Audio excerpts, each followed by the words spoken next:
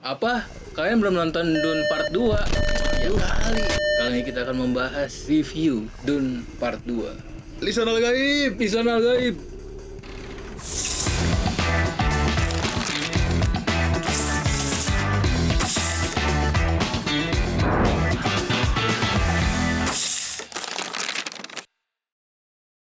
Gue sama Nixon beberapa waktu yang lalu tuh baru aja nonton Dune 2 atau Dune Part 2, yakni kelanjutan dari Dune Part 1 di tahun 2020. Gimana nih general thought lu tentang Dune 2 ini nih? Gue kan nggak nonton novelnya kan. Awalnya gue kira tuh tentang white savior gitu kan. Orang white savior gitu, orang kulit putih. Pengalaman kulit putih gitu iya, ya. Gitu. Gue kira awalnya kayak gitu. Setelah gue perlihatkan lagi, ternyata justru mengkritik hal tersebut. Paling gue lihat sih sepanjang film Dune, iya. Ya sebenarnya Dune Part 2 itu mitologi Dune sih secara general itu kan memiliki akar yang kuat dari budaya-budaya Islam gitu. Dan juga gue setuju sama Nixon tadi kalau dia itu ya berusaha untuk mengkritik cerita-cerita yang identik dengan Messiah, seorang keras kulit putih begitulah. Masuk ke poin yang kita suka berarti ya. Iya. Yang udah pasti kali sinematografi, suara dan musiknya itu ada combo banget sih menurut gue. Gimana nih suara musik Hans Zimmer nih? Gimana nih? Gimana? Mantap banget sih. Enggak, gue juga setuju sama Nixon. Sinematografi gokil banget sih, parah ini Dune 2. Kata gue there is no bad shot ya. Setiap frame, setiap shot tuh bagus banget. Frame is a painting. Terus musiknya anjir. Coba gimana nih? Lu coba jelasin lebih dalam musiknya. Kan lu ada background musik Dune 2 ini. Apalagi nih yang lu suka secara teknisnya di Dune? Apa bagian adegan favorit gue itu pas si Paul kemudian menjadi 100% juru selamat gitu. Dan tanda kutip juru selamat gitu. Menerima takdirnya lah. Iya. Kemudian itu cara sinematografi gue suka banget sih. Itu keren sih soalnya. Itu terlihat seperti Paul ini benar-benar juru selamat. Saat yang dia ngelewatin banyak orang, ketika dia masuk mendekati kamera. Itu keren sih. Terus orang-orang sampai kayak dia lewatin gitu. Kayak itu kayak gue lihat ya kayak juru selamat gitu. Iya. Kayak benar-benar. Terus shotnya kan selanjutnya kan shot dari atas kan.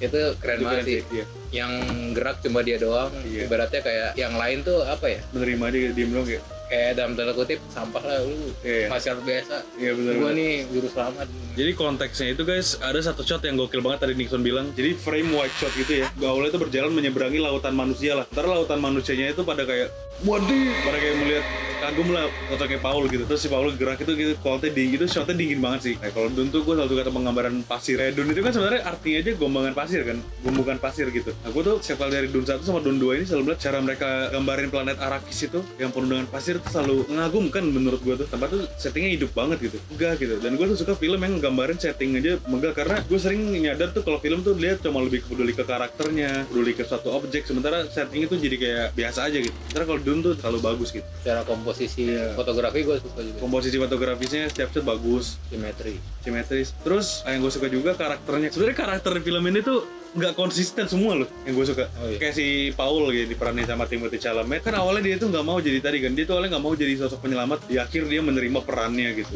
Si Lady Jessica juga awalnya dia pengen melindungi anaknya gitu. Menolak jadi ini ya? Menolak jadi Reverend Mother, jadi ibu suci itu. Cuma karena nggak ada pilihan dia akhirnya jadi Reverend Mother dan sikapnya juga berubah 100% gitu. Ya banyak sih kayak Emperor-nya juga. Emperor ini kan tugasnya sebenarnya menjaga kedamaian gitu. Cuman untuk menyelamatkan tahta mereka sendiri gitu, untuk menyelamatkan keberlangsungan ras mereka, ya mereka nggak segan-segan untuk ciptain perang gitu demi kekuasaan mereka tuh terjaga lah gitu.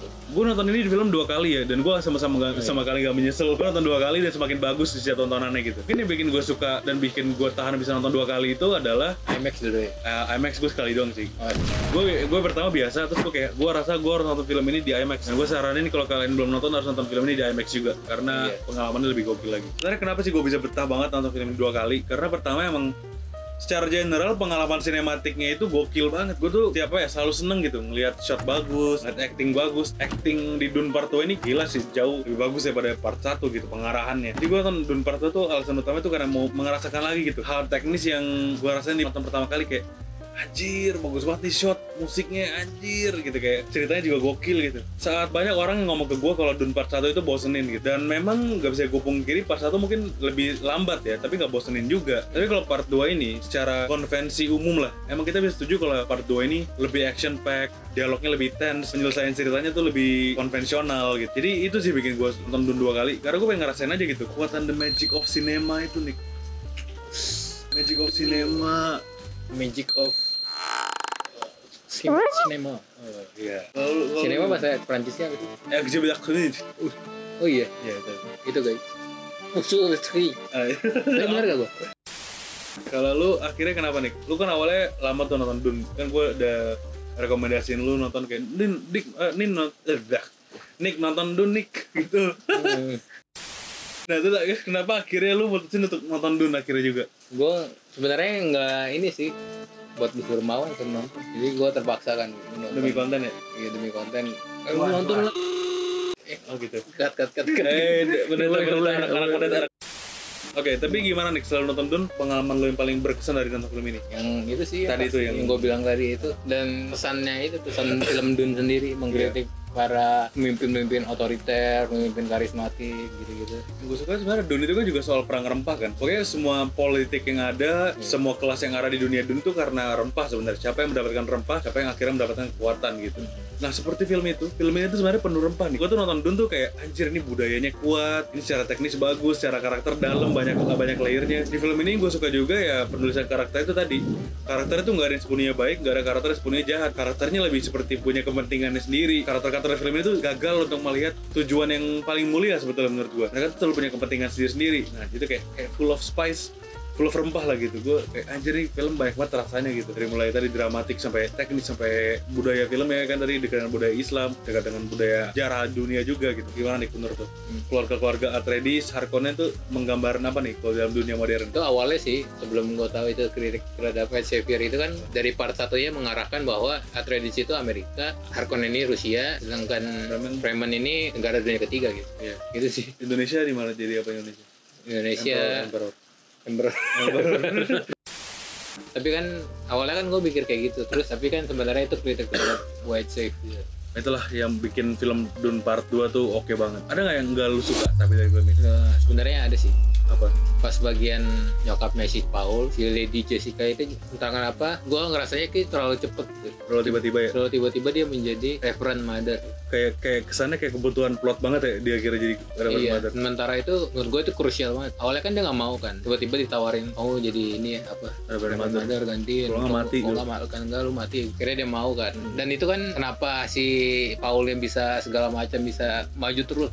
Iya. Karena ditekan sama nyokapnya kan. Iya, nyokapnya punya posisi strategis. Nyokap itu penggerak konflik ya sebenarnya di sini tuh. Si Lady Jessica tuh jadi kayak penggerak konflik. Kalau bukan karena dia ya, gua rasa Dune Part 2 ini isinya cuman bangsa Harkonnen yang berusaha bunuh si Paul aja gitu. Dan kehidupan sehari-hari para Fremen mereka berbaur gitu. Paul nggak mungkin ada niat pengen melawan kalau bukan karena ibunya gitu. Nggak mungkin dia jadi lisanul gaib. Wadib. Kekuatan ibu ya, kasih sayang ibu ya. Iya, surga di telapak kaki ibu. Berarti surga di telapak kaki Fremen. Fremen, Bene Gesserit. Bene Gesserit. Kalau gua nggak suka film Dune apa ya? Ada sih, gue suka aja sih film. Gue belum nemuin flow-nya kecuali yang tadi gue setuju yang itu juga terlalu cepat. Sama awalnya gue nggak bisa terlalu menghargai karakter Paul itu yang tiba-tiba juga berubah sifatnya. Paul yang awalnya nggak mau jadi penyelamat, akhirnya dia jadi malah bilang kalau diri gue tuh sang penyelamat. Awalnya gue tuh kayak nggak suka Sneak sama itu. Juga karakternya berubah, shiftnya cepet banget. Cuma menurut gue kalau pas gue nonton kedua, gue merasa kayak malah tapi masuk akal sih. Paul kan istilahnya secara pelan-pelan di brainwash sama ibunya. Dan menurut gue malah itu menambah layer karakter kalau sosok kayak lisanul gaib tuh emang sebenarnya seperti racun aja gitu. Begitu lu coba racun itu sedikit, ya akhirnya lu akan menerima racun itu sepenuhnya dan lu jadi seseorang yang baru gitu. Kayak si Paul ini gitu, dia jadi lisanul gaib kan dia langsung kehilangan cinta terhadap Chani, passionnya terhadap bangsa Fremen juga sebetulnya kayak palsu gitu. Dia cuma pengen kekuasaan aja, dia cuma pengen menunjukkan peran yang sudah dilahirkan gitu. Dan perubahan karakter si Paul ini kan gue ngerasa penonton kayak Paul ini dalam tanda kutip bajingan banget nih. Tiba-tiba tadi lu bilang baik ini tapi tiba-tiba lu sekarang kayak gini kayak gitu kan, anggapannya akan seperti itu. Iya gitu maksud gue. Cuman makanya akhirnya pas nonton gue kedua kalinya gue gue bisa menghargai perubahan karakter yang cepat itu gitu. Malah jadi bagus gitu, malah jadi sesuatu yang baru banget dan gue suka itu sih sebenarnya gitu. Apakah lu bakal nggak sabar nonton part 3 atau lu biasa aja? Nggak sabar lah, pasti gue bakal nonton. Walaupun sebenarnya kan awalnya kan gue nggak mau nonton Dune karena gue nggak terlalu suka sci-fi movie dan sama horor sih sebenarnya gue. Dan tapi dalam konteks Dune gue pengen nonton yang ketiga, pengen tahu gimana dia menjadi otoriter si Paul ini. Iya, gue penasaran juga Paul ini gimana kira pas jadi penguasa gitu. Karena bapaknya si Duke Leto itu kan di film pertama dicintai banget kan, dia seorang pemimpin yang bagus lah. Tapi kayak Paul ini berubah. Paul ini tuh perbedaan dari bapaknya, bahkan antitesis bapaknya gitu. Saat bapaknya mencintai kedamaian, dia nggak gila kuasa. Paul ini sekarang kebalikannya gitu. Dia malah sekarang gila kuasa, dia malah radikal ya bisa dibilang gitu. Yang udah baca bukunya pasti tahu nasib Paul jadi penguasa gimana. Cuma kita nggak sabar untuk melihatnya dalam bentuk sinematik gitu. Dune Part 2 apakah worth it ditonton? Sangat. Apalagi kalau masih tayang di daerah kalian atau nanti kalau di Netflix atau gimana. Ini wajib banget ditonton. Gue rasa nggak bakal bosen ditonton berkali-kali. Karena emang se-magic itu film ini gitu. Gue bakal rating Lisan Al-Gaib gila banget, gokil dari 10. 10 dari 10. Gue 11. Lu 11. Dari 100. Muadib. Oke, kesimpulan kita sebenarnya film ini secara general aja sih bagus, worth it untuk ditonton. Iya. Karena dia juga banyak menambahkan wawasan ya gitu. Iya. Apalagi kalau kalian dekat dengan budaya Islam, Iya. kalian pasti nontonnya ketawa-ketawa sendiri. Pasti kalian bakal mikir, anjing agama gue tuh kayak gitu, enggak lah jangan. Enggak, pasti kalau kalian nonton itu kayak kasih wawasan soal dunia Dune. Karena emang dunia itu luas banget, dunia Dune ini kan.